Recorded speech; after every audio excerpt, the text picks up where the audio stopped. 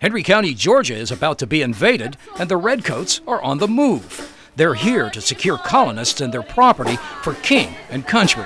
It's all part of the Georgia Independence Day Festival, where organizers say facts of our historical past have been skewed, and they want to set the record straight. This is our fourth festival. Started this in 2000, 2001. After 9/11, we didn't do the festival for a couple of years. Had a small commemoration last year, and this year we're going again, Great Guns. And we see that there is a conservative movement in this country, and I think that's a good thing. I think that we need to remember our roots. We really need to remember the foundation of this country and what it stood for. The reenactment traces the historic lineage of Fort Johnstown, New York, around the late 1700s. Settlers wanting to be free from the British monarchy were met with the force of King George's men. I'm here to put down a rebellion. We've had a bit of unrest in the colonies, and I am here to make sure that nothing more happens of it. In many other towns, we have not quite taken to this American idea of citizens being well armed in the back country, and I thought I was ready for a fight.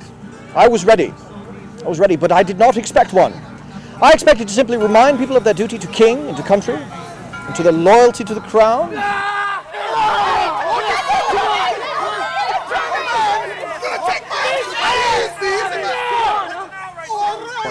Well, hopefully what we're doing is comparing today to the way it was when King George ruled.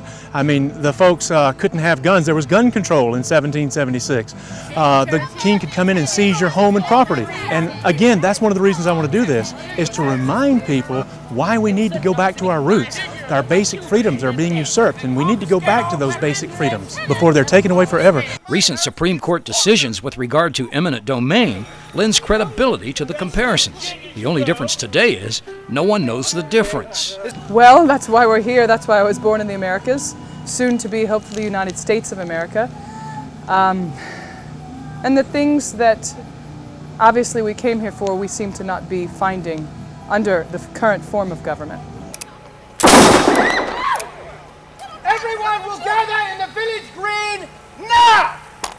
Why, it is indeed for king and for country, and for the betterment of the British Empire. So there is need to change. And that's why we have Patrick Henry here in the fort. That's why we have Dr. Franklin. That's why we have General Washington. He's rallying the troops. Of course, I have one and the lone soldier of Fort Johnstown. The rebellion wasn't the only matter at hand. This reenactment presented a first-hand look at everyday life in the colonies. Musicians at play daunting authentic dress added credence to their revival. We always enjoyed dressing up in the costumes and especially telling children the history of our country. There's a lot of things that they don't hear anymore, and we're trying to bring those things out. But we are trying to remind people what kind of foods were eaten back in the day, what kind of clothes were worn. And of course, you didn't show your skin. In fact, I'm undressed as it is because my shirt would be considered underwear, and I would have to have a coat on to be outside. Even though the weather's 99 degrees, you still had to wear a coat. Everything's pretty much authentic. We don't have zippers, don't have modern type clothing. We have a lot of buttons and ties and that kind of thing. So we're trying to be as authentic as possible. Those attending the festival were privy to colonial conversations, issues, and concerns of times gone by. A living museum of American history from a plethora of famous naysayers. I really think we need to remember what this country was about, why it was founded.